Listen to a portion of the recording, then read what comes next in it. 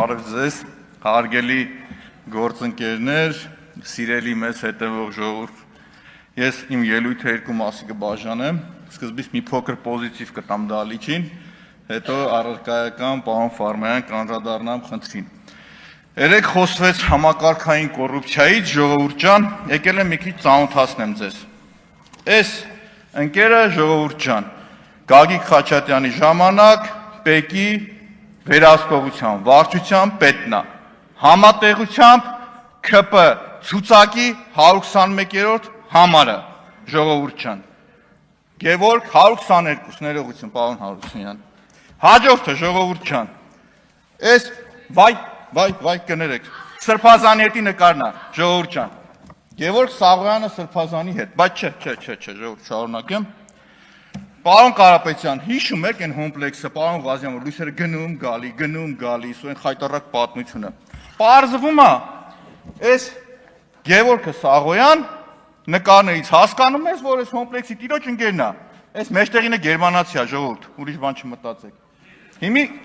բարձր ցույց կտամ, ժողովուրդ ջան։ Հաջորդը, ժողովուրդ, պարզվում է, Գևորգ Սաղոյան համատեղությամբ Ռոմանոս Պետրոսյանի ընկերն է։ Փաթաթված իրար հետ։ Այս մարդը գերմանացի չի։ Դումանյանն է, իր տղան է իմ այդտեղ աշխատում էր, պարկեշտ անձնավորություն, աշխատակազմի ղեկավարն էր, բայց շարունակեմ, ժողովուրդ ջան։ Հաջորդը, ժողովուրդ ջան։ Վայ, չես նկարը պետք է ցույց չտայ։ Պարոն Ռուբինյան, երեք Շիրակին Թորոսյան նախին հանրապետականից ման էիք գալիս, ոնց որ ձեր մայքեքով հանգրվարնելա ձեր շարքը։ Բայց եկեք շարունակեմ, ժողովուրդ։ Ես ուսումնասիրել եմ, հասկանամ Սաղոյան Գևորգը ինչ ունի։ Պարզվում է, ժողովուրդ ջան, մի քյասիբ անձնավորություն։ Անցյալ տարի 230 միլիոն ըստ հայտարարագրի Basic Investment եւ Development ընկերությունից է ստացել, 60 միլիոն, չգիտեմ որտեղից, 7.5 միլիոն է ավանդի փողն է ստացել։ 37,200 ունի, 44,700 եվրո ունի։ Ու ապրում է մեր պստիկ, խղճուկ 510 քառակուսյանոց տան մեջ։ Դուք հաշտ եք ես մտքեր, ժողովուրդ ջան, ամեն ինչ շատ նորմալ է, շատ լավ է։ Ու սա ունի 500,000 դրամանոց աշխատավարձ ստացող ներկայումս կարկառուն ՔՊ-ական մարդ։ Ստե նկաներ էլի ունեմ, էլի եմ խոսալու, հերթով գամ, էլի ժողովուրդ։ Եկեք շարունակենք, ժողովուրդ։ Այս ընկերությունն ու այս անձնավորությունը դեռ ավականի է, ինձ հետաքրքիր էր էլի այս շին թույլտվություններն էլիտար շենքերի, որ սենց ստանում են ու շենքեր են կառուցում։ Ո՞վ է այս մարդը, էլի։ Ինչ ասում են գործ չունես, ՔՊ-ական է։ Դու մի ասա ձեր պատկերացրամբ այդ ՊԵԿ-ի կոռուպցիոն բուրգի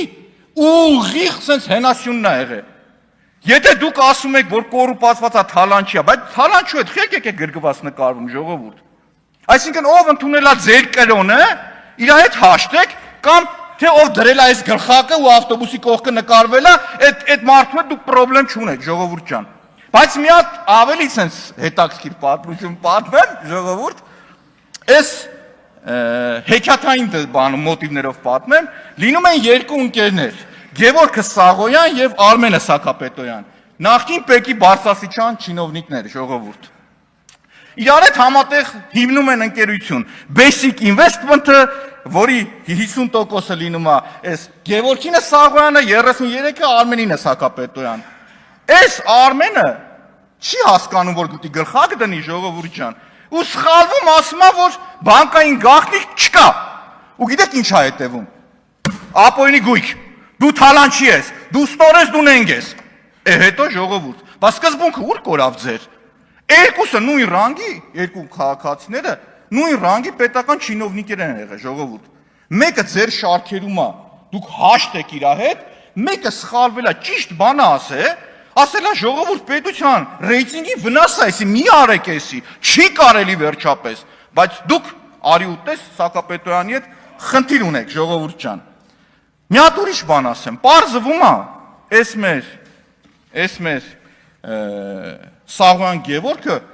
կոկորդիլոսների հետ էլ խնդիր ունի։ Բա, նկաները նայում եմ, տենում եմ կոկորդիլոսներին, մորթե կոշիկնակ եմ անա գալիս։ Ալի գատրեց կոշիկները հաղթում ես մեր ընկերը, հասկանում եք, ժողովուրդ։ Դրա գինը մնացածը լնայեք, էլի, ժողովուրդ։ Այս մարդը ստեր խնդիր ունի, կոկորդիլոսների հետ էլ խնդիր ունի։ Բայց շարունակեմ, նաև այդ կոռուպցիայի դեմ պայքարը որ շարունակում եմ, պարզվում է Գևորգ Սաղոյան կամ անշարժ գույքի ինֆլուենսերը, այն որ գովազդն անում լավն է, բան կամ չէ, ինքը էլի գույք ունի, թաքցնում է, որովհետև Facebook-ով ու մյուսով որ նայում ես, այս մարդը խիա ուրիշի գլխակ դրե գնացել ռեկլամ անում։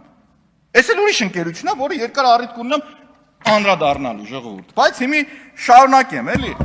Ստեղ ժողովուրդ ջան, ստեղ ժողովուրդն ասեմ, էլի, խնդիրն ինչու՞մ է կայանում, սկզբունքի խնդիր է ժողովուրդ։ Այսինքն ես խոսում եմ, երբ որ քաղաքացին ունենում է այլ կարծիք, դուք իրան հետապնդում եք ժողովուրդ։ Եթե կա սարը բոլորինն է հավասար, ժողովուրդ։ Եթե կա խնդիր, այդ խնդիրը բոլորին է հավասար։ Իմիջիալոց պարոն Եղոյան, ինձ մոտիկացավ մի հատ քաղաքացի, ինձ թվում է, որ այդ նույն քաղաքացիները, որ 50-50 հարցով եկել էր ձեր մոտ, էլի, ինձ ասում է, բա խաբար եղել եք պարոն Մանուկյան, ասում է, ես էլ եմ շինարար, ասում է, մի հատ նախկին հանրապետականի թալանչի կար, չէ, պեկի թալանչի կար, հիմի ՔՊ-ական է, ասում հետո, ասում է, ես իմ շինարարական ընկերությունը սնկանում եմ իրանը ծաղկում, ես սնկանում եմ իրանը ծաղկում, արտայինը գալիս անձի նեղություն է տալիս, ինձ չի տալիս։ Բայց եթե անկեղծ լինեմ, պարոն Եղոյան, չկա տենց բան, էլի, կատակ է անում, այսինքն ես չեմ կարող քաղաքացու անունը տալ, ինչ ուզենամ կանգնեմ ասեմ։ Բայց այդ տրամաբանությամբ այս ընկերության գործերը իդեալական լավ էր, մյուսինը ոչ։ Հիմա վերադառնամ պարոն Ֆարմանյան առարկայական։ Ժողովուրդ, հանձնաժողովը, որը ձևավորվում է իր գործառույթներով շատ կարևոր է։ Ուտեղ անելիք ունի նաև մեր ֆրակցիան, որին ներկայացնում եմ ես, ժողովուրդ ջան, որովհետև մենք նախընտրական Քարոզ Արշավի մտածեմ, ուզում հասցնեմ բոլորը։ Եկեք անդրադառնամ պարոն Սիսակ Գաբրելյանին, հետո խնդրեմ ֆրակցիայի ելույթը հանձնաժողովի մասին խոսեմ։ Պարոն Սիսակ Գաբրելյան, որ ասում եք պարտքը չեն տալիս, ինչ ալնում, մի հատ պետություն կասեք, օրինակ այն գաջաշ պետությունների շարքը չասեմ, որ կան, որ միջև այսօր ժողովուրդը ճկռում է տեղը։ Ձեզ ասեմ Արգենտինայի օրինակը։ Ձեզ ասեմ Հունաստանի օրինակը։ Գիտեք Արգենտինայում ինչ եղավ ժողովուրդ։ Միջև այսօր խեջ ժողովուրդը ճկռում է, կառավարությունը փոխվում է։ Ոչ մի չինովնիկ դրա համար պատասխան չի տվել ժողովուրդ, հասկանում եք։ Երբ որ դու սկսում ես քո պարտքերը ռիսկային դառնալ, այդտեղ սկսում է ուրիշ խնդիր։ Այդտեղ սկսում է քեզ պարտ չեն տալիս, հաջորդի պարտքը ավելի բարձր տոկոսադրույքով են վճարում, որը վճարում է քաղաքացին, չի վճարում չինովնիկը։ Հաջորդի այն կա haircut, դնում կտրում են, ասում են չեմ տալիս այդ պարտքերը։ Գիտես այդ տերմինն ինչ է։ Այդ այն տերմինն է, որ դու չես կարող դրսից վերցած փողը մի հատ նախարար ունեիք, ասում է արտաքին պարտքն ուրիշ է, ներքին ուրիշ է, ճիշտ է։ Արտաքին պարտքը չես կարող չտաս, բայց ներքին պարտքը, որ քո քաղաքացին խնայողություններ ունի բանկում, վերցնելու ես ու չտաս, կամ դու պարտավորություններ չտաս, սկսել է բանկը փող չտալ, մյուս խնդիրներն առաջանալ, երկրի տնտեսությունը կոլապսի է վերածվելու, հասկանում եք։ Միջազգային ներդրողներն իրաց կապիտալն են հանելու այդ երկրից, հասկանում եք ինչ խնդիրներ առաջանում։ Չի կարելի ժողովուրդ, այդպես բաներ որ ասում եք, իմացեք ճիշտ է, իմ ու ձեր տնտեսագիտությունը լրիվ տարբեր է ժողովուրդ։ Իմ պատկերացած տնտեսագիտությունն ուրիշ է, ձերն ուրիշ է։ Ես դա համար հաշտ եմ դրա հետ կապված, որ խոսում եք, չեմ ասում ինչ եք խոսում, խոսացեք, լավ եք անում։ Հաջորդը գամ ժողովուրդ, առևտրաշրջանառությանը գամ, էլի, գույք պարտքի դիմաց, ճիշտ եք ասում։ Ուզում եք ասեմ ինչ է լինում, եկեք առանցիկ, պարոն Ղալումյան, ձեզ հրավիրեմ իրար հետ քննարկենք, էդի, բայց ուղիղ եթերով։ Մենակ ուղիղ եթերով եմ շփվելու, առանցին չեմ շփվում։ Հիմա շարունակեմ։ Ռուսաստանի հետ առևտրաշրջանառությանն եմ ուզում անդրադառնալ ժողովուրդ ու պատերազմին ու ոնց է արտացոլում համախառն ներքին արդյունքի վրա մեր։ Պարոն Գաբրելյան, քանի որ տնտեսագիտությունը ձեզ հետաքրքիր էր, ասեմ, 18, 19, 20, 21 թվականների ամենաբարձր առևտրաշրջանառությունն եղել է 21 թվականին 263 միլիարդ դոլար։ 18-ին 2, 2.16, բայց գիտեք օրինակ 24-ին ինչքան է եղել։ 12.4 միլիարդ։ Գիտեք 23-ին ինչքան է եղել, 7.3, 25-ին 7.6, 22-ին 5.1, չեք զգում, որ պատերազմի արդյունքն է։ Ճիշտ է, ես չեմ ուզենա պատերազմ լինի, մարդիկ զոհվեն, երկու եղբայրական ազգ իրար հետ կռիվ են անում, ցավա զոհերը, բայց դրա արդյունքում տնտեսապես մեր երկիրը շահել է, շատ է շահել։ Երբ որ գնահատում եք, որ ռիսկային չի, ես այդ թեմային առանձին կգամ, թե համախառն ներքին արդյունքի ու պարտքի համադրությունը մեր երկրի տնտեսության մեջ, եթե դու փորձես գնահատականը տալ, այդքան էլ արդար չի այդ մոտեցումը։ Ուրեմն դու իրականության հետ չես առերեսվում։ Դու չես գիտակցում, որ վաղ համախառն ներքին արդյունքը կարող է աստղաբաշխական ձևով անկում ունենալ, եւ դե դու մեղք չունես։ Ուղղակի մեղք չունես։ Այսինքն եթե պատերազմն ավարտվում է, դու տեղ ոչինչ չունես անելու։ Հաջորդի ֆրակցիայի ելույթը կխնդրեմ, եթե Կամ կարող եք թույլ տաք արդեն Հիմա եթե ուզում եք կարող եք խմբակցության Այո, անունից շարունակել, ավելացրեք 10 րոպե։ Հա, շարունակեմ, եւ այս պարագայում ժողովուրդ կա շատ արտաքին տնտեսական գործոններ, որոնք որ կախված չեն ոչ մեր վարած քաղաքականությունից, ոչ նրանից թե մեր ղեկավարը ինչպես է հարաբերվում ուրիշի հետ, ոչ մյուսից։ Մի օրինակ մենակ ձեզ բերեմ, Սևծովյան ճգնաժամը, արդեն պորտերը չեն աշխատում, հացամթերքի, նաև դիզվառելիքի մյուսի խնդիրն առաջանում է, որ այդ պորտերով գա։ Այսինքն դու նոր լոգիստիկա, նոր ճանապարհ, մյուս, որն ազդել է ինքնարժեքի վրա, մյուս գործոնների վրա։ Եվ այս պարագայում այդ գնահատականի վերաբերյալ ձեր ամենափայլուն տնտեսագետի հետ պատրաստ եմ ուղիղ եթեր առողջ նստենք, քննարկենք, հասկանանք խնդիրը ինչա, ես բաց եմ քննարկման առումով։ Հիմա գամ Ժողովուրդ ջան, պարոն Ֆարմյան, կներեք, ես չկարողացա ուժեղ Հայաստանի ժողովրդի պես տենց խելոք պարկեշ լինեի, մի քիչ կատակ արեցի, պոզիտիվ բերեցի, իրենց անվանումով անվանեցի, փաստագրեցի, որ ՔՊ-ի ցուցակի 123-րդ համարը միլիոնատեր էին գտնում, ոնց որ գտել ենք մի օքու թվացial, եղել է նախին պեկի վերահսկողության, այսինքն վերահսկողություն, ամեն ինչից պետք է խաբարներ այդ մարդը, ամեն ինչից։ Իրենց անվանումով կոչեք, էլի, այդքան համեստ մի եղեք, էլի, բայց գամ հանձնաժողովի կարևորությանը, ժողովուրդ, իրականում իմ համար ամենակարևոր հանձնաժողովներից մեկն է, որը իր գործունեությունն իրականացնում է բյուջետային օրենսդրության, պետական բյուջեի, հարկեր տուրքերի, բանկային համակարգի, վարկերի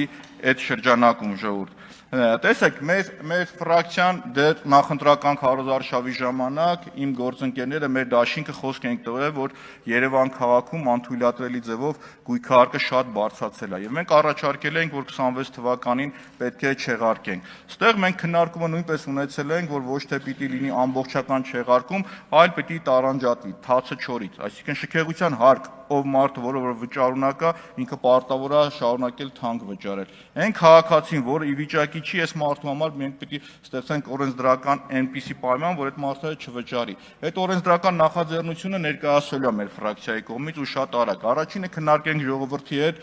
քննարկենք մասնագետների հետ, որ ամբողջական լինի, որովհետև առաջացքից թվում էր, որ բիզնեսին էլ է ինքը շատ վնաս տալիս, որտեղ շատ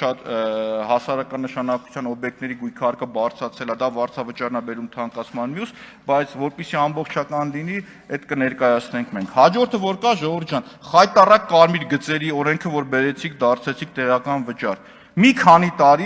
Մի քանի տարի Երևանի քաղաքային իշխանությունը, փոքրամասնությունների կոալիցիան, ժողովուրդ ջան, փոքրամասնությունների իշխանությունը մտավ քաղաքացու գրպանը, բառի ուղիղ իմաստով։ Երբ որ Սուրեն Գրիգորյանին, ձեր իրավաբանության կորիֆեին, ասում է, որ սխալ է, կանչել եմ քննարկման առանձին, ասել եմ, չի կարելի, օրենքով սենց ա, եկեք սենց արեք, էս արեք, բեռնաթափում չի լինի, չէին լսում։ Դատարանում ավարտում են, էլի նույն համառությամբ, նույն պնդաճակատությամբ ասում էին, որ լավ են կարել, այդտեղ ուրիշ է, դատարան էս արեն։ Փաստացի ուժի մեջ մտած վճիռ կա, որ դա եղել է ապօրինի։ Ու դրա արդյունքում նախորդ խորհրդարանը, իդեմս շատ падգամավորների, ժողովուրդ ջան, դուք հաստատեցիք, փոխեցիք, որպեսզի այդ անօրինականությունը դառնա օրինական։ Մենք քաղաքացու իրավունքները պիտի վերականգնվենք, ոտնահարված իրավունքները պիտի վերականգնվի, ժողովուրդ ջան։ Հաջորդը որ կա, այս վարկերի բարձր տոկոսադրույքը, որ մեր քաղաքացիները ներողություն արտահայտությունից համար ճռռում են այդ տոկոսների տակ։ Ժողովուրդ, ստեղ պիտի ճիշտ օրենսդրական մշակում լինի, որի արդյունքում նաև կենտրոնական բանկի գործառույթներով, գործիքակազմով կարողանանք այնպես անել ու դրա իրավական ճանապարհը կա, որ տոկոսադրույքը իջնի։ Ինչ է նշանակում առևտրային բանկերը, մի հատ նայեք, բոլորի ինչ աստղաբաշխական մեջ շահույթ են հետապնդել, իսկ քաղաքացին շարունակում է ճռռալ բարձր տոկոսադրույքի տակ։ Դա նաև հակառակ իմաստով խոչընդոտում է, այսինքն ուղիղ իմաստով խոչընդոտում է բիզնեսի զարգացմանը։ Մարդ, որ ուզում է բիզնես սկսի, ասում է, արդյոք այդ բարձր տոկոսադրույքով ես մտնեմ դրա տակ, թե չմտնեմ դրա տակ, ժողովուրդ։ Կարելի է, թե չի կարելի այս ամբողջն իրար հետ անել։ Ու խիստ կարևոր է, որպեսզի հանձնաժողովը գործի արդյունավետ եւ ճկուն։ Պարոն Ֆարմյան, եթե դուք ընտրվեք, ես կուզենամ մեկ ուրիշ փոքրիկ պատմական դրվագի էլ անդրադառնալ։ Քիշեք, IT ոլորտի մասնագետների հոսք եղավ Հայաստանում, բայց ճկուն չգտնվեց ոչ կառավարությունը, ոչ նախորդ հանձնաժողովը, տնտեսական հանձնաժողովն այդ ժամանակ եղել, որպեսզի այնպիսի օրենսդրական պայմաններ ստեղծեր, որ այդ մարդիկ մեր երկրի չթողնեն գնային հարևան Վրաստան։ Չէ՞ որ այդ IT ոլորտում աշխատող այդ մեծ քանակի մարդիկ, որ եկել են, իրանց աշխատավարձից առնվազն, եթե ստանում էին $3,000, $1,000 մինիմում մնում էր մեր տնտեսության մեջ։ Իսկ մնալով ու մեր տնտեսության մեջ ծախսվելով իր մուլտիպլիկատիվ էֆեկտը շատ լավ ինչ դուք հասկանում եք ինչքան դրական պետք է լինի։ Այսինքն տնտեսական իրավիճակները, որ փոխվում է ժողովուրդ, պիտի ճկուն լինի նաև օրենսդիրը, ճկուն պիտի լինի օրենսդրական դաշտը։ Դու շատ շուտ պիտի վերես փոփոխությունը կատարես, որ դու դրանից օգուտ խաղես։ Օգուտ խաղի քո պետությունը ժողովուրդ։ Պետությունն օգուտ խաղելով, օգուտ խաղում է քո քաղաքացին։ Բայց այս պարագայում էլ տեսնում ենք, որ ժողովուրդ ջան, այդքան էլ ճկուն եւ արդյունավետ չի եղել։ Ես ուզում եմ անդրադառնալ նաև պարոն Ֆարմայան, եթե իհարկե դուք կընտրվեք, այս պարագայում պարտ վերցնելը, երբ որ գալիս ու հաստատվում է ազգային ժողովում, շատ ուշադիր լինենք, հասկանանք այդ պարտ վերցնելու նպատակային նշանակությունը։ Ինչպես է գնում ինքը պարքիվա վճարա դառնում, թե կոնկրետ նպատակի է ծառայում եւ այդ նպատակի պատուղները մենք խաղում ենք։ 8 տարվա մեջ $8 միլիարդ պարկ մնացորդային, որ ինձ այն գործարաններ են բացում, անկեղծ ուզում եմ գնամ մանգամ այդ գործարանները, ավտոերել, հեռուստացույցերել, չգիտեմ ինչի գործարաններ։ Ժողովուրդ, պետք է լինի պետություն մասնավոր հատվածի ճկուն համագործակցություն, ժողովուրդ։ Ոլորտներ, որոնք որ խիստ կարևոր են, այնտեղ ասում են դրսից բերելն ավելի էժան է, քան Հայաստանից առնելը։ Ժողովուրդ, պետությունը պետք է այն ոլորտները մտնի, որը որ սոցիալական խնդիրալուծում, անվտանգային խնդիրալուծում, իր մասնակցությունն ունենա եւ այդ գումարը արդյունավետ ծախսի։ Այս պարագայում էլ պարոն Ֆարմայան, բեռը այդ հանձնաժողովի շատ մեծ է։ Պարտքը, որը որ վերցնում են ու վճարելու են մեր քաղաքացիները, պիտի հասկանան ինչի համար են իրանք վճարում։ Ոնց է արտացոլվում։ Դրանից հետո սկսում եք հարկերը բարձրացնել, որպեսզի կարողանաք պարտքը սպասարկել։ Մեր տնտեսությունն այսօր ժողովուրդ ռիսկային փուլում է գտնվում։ Ինչի համար, որովհետև շատ մեծ հնարավորություններ ստացել է ինքը, երբ որ ռուս-ուկրաինական պատերազմն է սկսվել, ժողովուրդ, շատ մեծ հնարավորություններ է ստացել տնտեսապես։ Ամբողջը կարողացել է օգտագործել, իհարկե ոչ։ Ինչի համար եղել են օրենսդրական խոչընդոտներ։ Պիտի հարթեին, այո, պիտի հարթեին։ Անողով պիտի լիներ կառավարությունը եւ օրենսդիրը։ Թերացել են, արդյունքն եմ տեսնում, որ այո, դա իմ գնահատականն է, ժողովուրդ ջան։ Ու ամբողջականացնելով ես իհարկե ողջունում եմ ուժեղ Հայաստանի թեկնածության ընտրությունը, Ֆարմայանին ճանաչել եմ դեռ համալսարանից համատեղ աշխատելու տարիներին, ինքը միշտ առանձնացել է իր համեստ կերպարով, դեռ դասախոսական տարիներից, ուսանողները բոլորն իրան հարգում, ընդունում, երբևիցե չեմ տեսել, որ բացակայեր այդ իր ծանրաբեռնվածության արդյունքում, այսինքն այն բեռ, այն պարտավորությունը, որ դրվել է իր վրա, պատվով ինքը կատարել է։ Հույսով եմ, որ այս անգամ էլ ձեզ հնարավորություն կընձեռվի նոր բեռ վերցնել եւ այդ բեռը պատվով տանել։ Շնորհակալ եմ, հույսով եմ իմ առաջի մասի դրականը պոզիտիվը ճիշտ ընկալեցիք, ժողովուրդ ջան, ու մի անգամ եւս մեկ անգամ ասեմ, եթե կա սար, սարը բոլորին պիտի հավասար լինի։ Եթե կա թալան, թալանը պետք է վերադարձվի միանշանակ, բայց դա չպիտի լինի ինչ որ քաղաքական օպոնենտի դեմ պայքար, չպիտի լինի իրավական առումով մարդուն առանց հասկանալու, պիտի լինի թե չէ, թեմայով էլ պատրաստ եմ ցանկացածի հետ քննարկման, ժողովուրդ։ Այսինքն ես բերեցի երկու հարթության մեջ գտնվող երկու հավասար կարգավիճակ ունեցող մարդուն։ Մի մարդը, որը եղել է պետ վերահսկողության վարչության պետը, 500,000 դրամ աշխատավարձ է ստացել, 500 քառակուսյանով տան մեջ ապրում է, միլիոններ ունի ու շենքեր է կառուցում, ժողովուրդ։ Իր հետ դուք խնդիր չունեք, որովհետև այդ մեր ընկերը ունի այս գլխակը, ժողովուրդ։ Այս գլխակն այս ավտոբուսն ունի այս մարդը։ Իսկ ժողովուրդ ջան, իր գործընկերը, նույն փայատերը, որ ունեցել է նույն կարգավիճակը, բայց այս գլխարկը չունի, ինքը հետապնդվում է ձեր կառավարության կողմից, հետապնդվում է ձեր կողմից, ինչի համար այլախոհության կողմից։ Ժողովուրդ ջան, ամեն ինչ եթե լինում է արդարության սկզբունքով, ոչ մեկ այդտեղ խնդիր չունի, ոչ մեկ։ Բայց երբ որ տեսնում ես, որ արդարադատությունը իրականացվում է ապօրինի ճանապարհով, դու այդտեղ խնդիր ես տեսնում։ Շնորհակալ եմ, ժողովուրդ ջան, լավ օր բոլորիս ու ցանկանում եմ, որ շուտ ավարտենք այս բոլորը։ Շնորհակալություն։